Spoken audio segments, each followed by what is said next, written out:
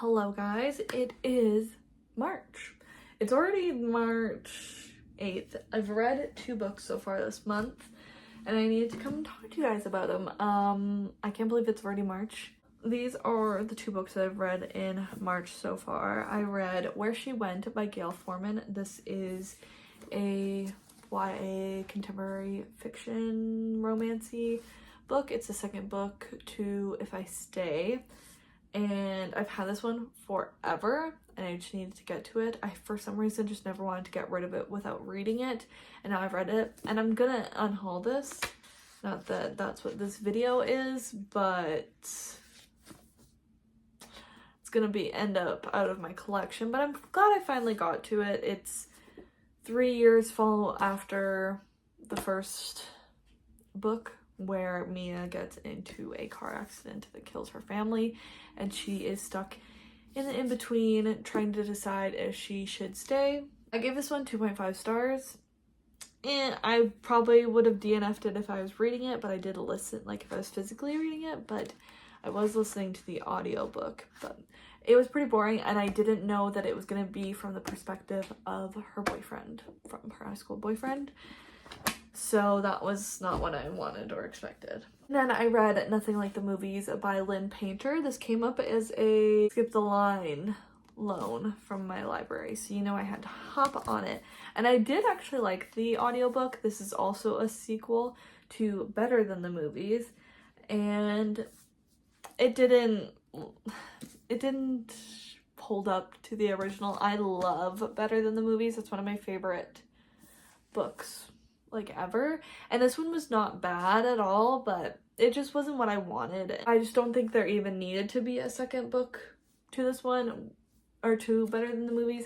We definitely got to know Wes more as an individual because we followed him quite a bit in this one, but overall not like the biggest fan. I gave it 4 stars though. Still good, just was a very much unneeded sequel. So whatever, that happens, unfortunately, but here we are. Again, I make it sound like I didn't love it. I did still really enjoy it. We follow, after the first book, they go to college, or it's actually like 3 years also maybe after the first book in college, and seeing where they are, which is not together. So drama. It's not really a spoiler for the first book because obviously it's a romance. We know they're gonna end up together, but in this one they're no longer together. Those are the first 2 books that I've read this month. I've had to slow down this week so far because I'm in the middle of writing a really big final paper for one of my classes, and speaking of, I need to go do that, and I'll talk to you guys later. Hopefully I finish some more books soon. I'm gonna do a reading vlog later this month. I'm to do more with Realmathon, because now that I'm just thinking about it, I haven't even added those into Realmathon spreadsheet yet. I have finished a couple more books, so let's talk about them. I read The Fine Print by Lauren Asher. This is the first in the Dreamland Billionaires. This was fine. I wasn't in love with it, and like I don't know if I could really tell you what I didn't like about it, other than it was definitely too long. This book is over 400 pages. No romance needs to be over 400 pages unless it's a fantasy romance. This one we follow Rowan, who is one of the sons, or one of the grandsons of the owner of Dreamland, which is basically Disneyland, and he recently passed away. Each of the grandsons has their role at Dreamland, and after their grandpa passed away, things were more established with what their roles are and what they're going to be throughout the future. And then we have Zara, who is a worker at Dreamland. She originally is in a salon, but then she sends in this drunk proposal basically criticizing their most expensive ride, and that gets the attention of Rowan, and they start kind of working together on some different rides and some ideas for the park. It's kind of a dislike to love situation, somewhat grumpy sunshine, and yeah, it was okay. I didn't really like it that much. It was just fine, and honestly, I maybe should have DNF'd this, but I wanted to give it a full chance. I don't know. I didn't dislike it. I just didn't really want to, like, I wasn't in the mood to read it, and I don't know if that was me or the book. So I don't know if I'll ever continue on in this series, or maybe I will just grab the audiobook for the next one, because I did listen to the audiobook for this one. It's gonna be pretty low on my priority list. I have so many other books I'd rather read. So it wasn't bad. 3 stars is not awful. It's just very mid, and I'd rather feel a little bit more excited about books than mid ratings, you know? Speaking of feeling a lot better about books, we've got The Deal by Elle Kennedy. This is the first in the Off-Campus series, and I loved this one. Obsessed with this one. Gave it 5 stars. Incredible, beautiful, wonderful. This is a hockey romance, a college hockey romance. We follow Garrett Graham, who is one of the top dogs on campus, I guess. He is a star player on the hockey team, and he is fighting and striving to go get into the NHL. Then he starts failing a class. He failed this midterm in his ethics class. So many people failed it, but one person that didn't is Hannah, who is our female main character, and he seeks her out to tutor him. He's basically begging her for days and days to tutor him, and she has no interest in it.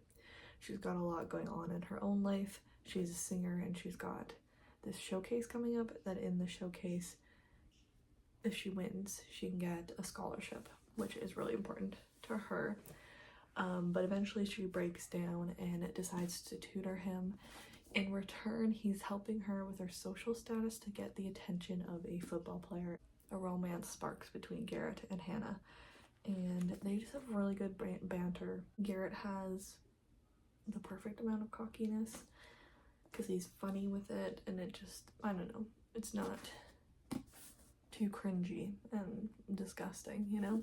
So I really enjoyed this one, and I just wish I could move on to the second book, like right now. I don't have any more in the series, and I'm trying not to spend money right now, so that will be a future purchase, but I am dying to get to it. This was so good.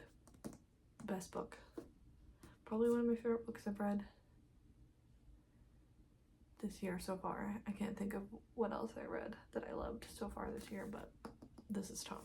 I have a lot more reading to do this month, but I'm really excited for a lot of the books that I'm gonna read this month, so I'll see you guys when I finish my next one. Sorry, the lighting's a little silly. It's golden hour, so too much. But I read The Right Move finally by Liz Tomforty. This is the second book in the Windy City series. This one we follow Ryan Shea, who is the new captain of the Chicago Devils, which is the basketball team in Chicago, and he is the brother of our female main character from the first book, Stevie. Our female main character is Indy, or Indigo, who is the best friend of Stevie from the first book. She was a flight attendant with Stevie. So they get together because Indy's boyfriend, long-term boyfriend, cheats on her, and she needs somewhere to live, and she ends up living with Ryan. I don't think they ever really dislike each other. He's just very, this is how things are, this is how it goes, this is how things have always been, and not trusting of people.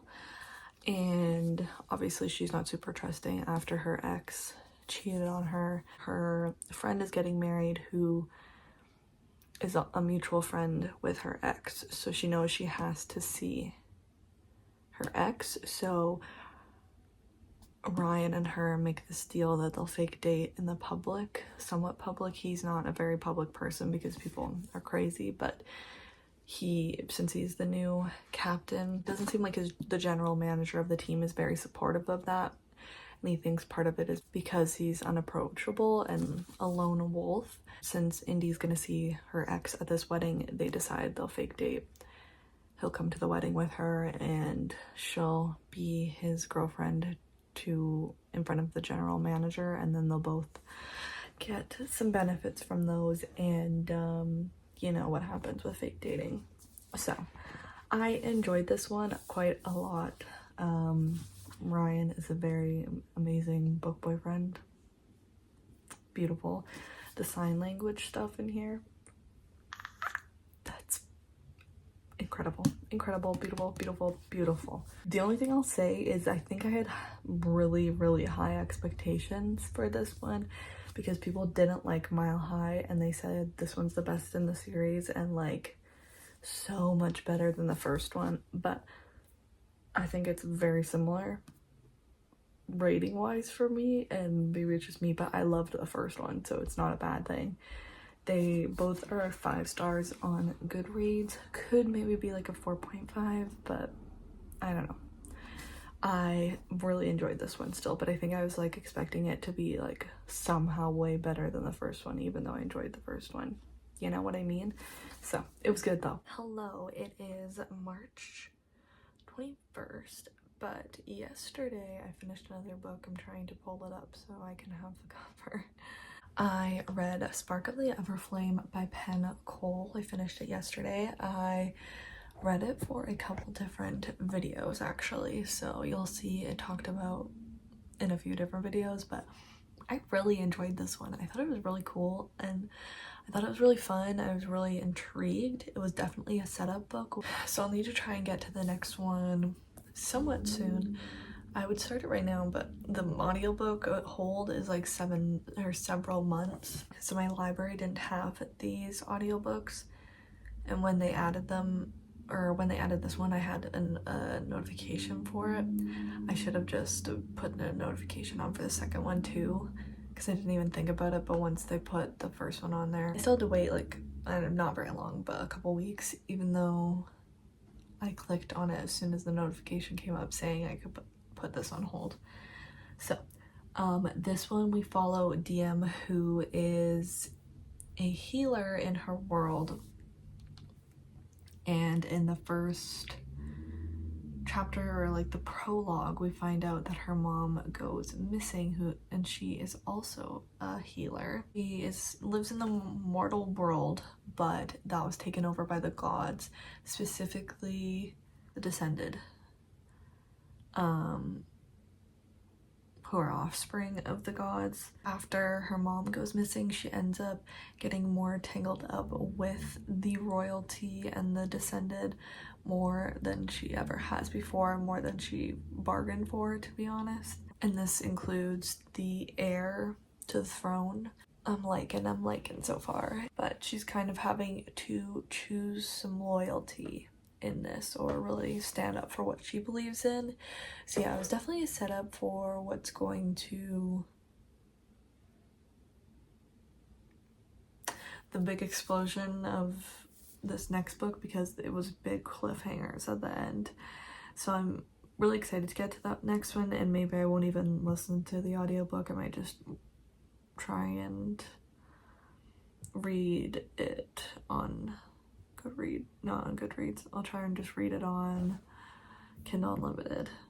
I now only have one more book on my March TBR that I have to read, so hopefully I will tackle that for the most part this weekend and enjoy that one. So I got a couple loans from the library came in today. They always come in multiples. It can never be just one hold coming in at once.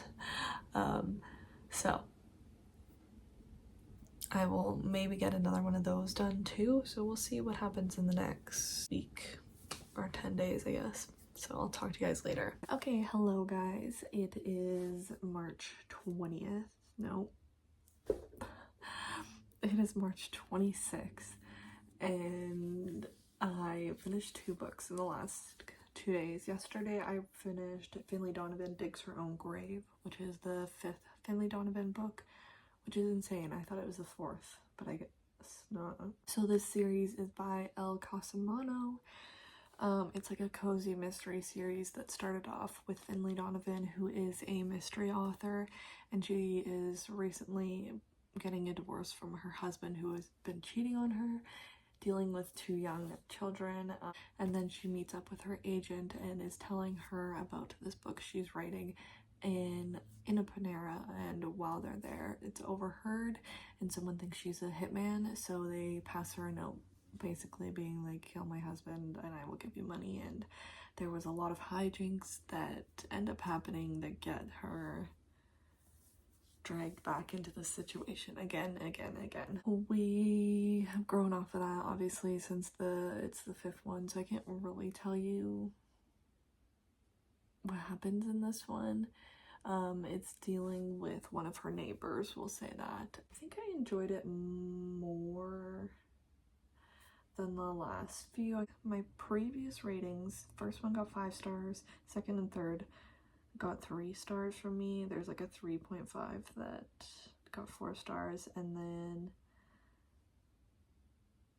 I guess the last one I gave it 4 stars as well. The second and third I definitely remember not really enjoying as much, but these are just fun reads that are easy to listen to. I really like the audiobooks. I definitely recommend those. I only ever bought the first book, and then the rest of them I've just listened to audiobooks, and I think that has been really helpful and has made me enjoy the last 2 a little bit more. This one, there was not a lot that happened in the first half, and then a lot more in the second half, but it was fun. I enjoyed it, and it was definitely a good addition to the series, and I know there'll at least be another one because it was a cliffhanger at the end, so we'll see when that 6th one comes out, because this one came out this month, March 4th, so it was a good quick read, easy read, and I'll continue on in the series. We'll see how long it goes on for. This one I thought was funnier than the last few, because it's supposed to be funny, but I hadn't thought it was as funny since like the first one. But I enjoyed this one. And then today I read Broken Bonds by Jay Bree, and it's the first in the Bonds That Tie series. I'm reading this for a different video, so you'll hear maybe a little bit more in-depth thoughts, but it's a reverse harem fantasy romantasy about a girl whose parents, like her mother and all of her men bonded to her, died, and then our character Ollie was bonded to 4 different guys. After finding out that, she ends up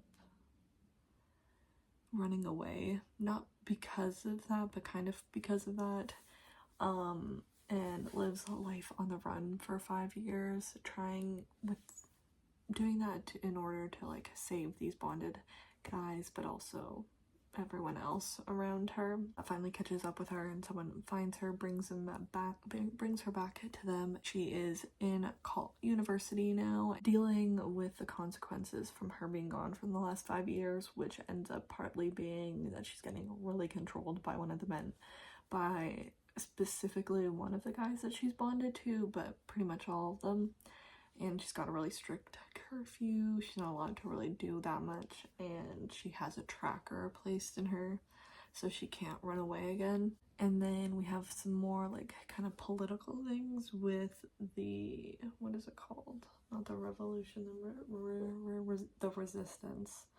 And we're hearing a little bit more about that, but we haven't heard too much, and then it does dive in a little bit deeper at the end of this book. I really enjoyed this one. I'm gonna give it 4 stars. I thought it was super good, and I'm definitely itching to get to the next one. Right now I just want to binge the whole series, so we'll see if I do that. Hopefully I'll read another book or 2 before the month is over. I've got 4 or 5 days, so we shall see. Okay guys, I finished my last book of March, which was Phantasma by Kaylee Smith.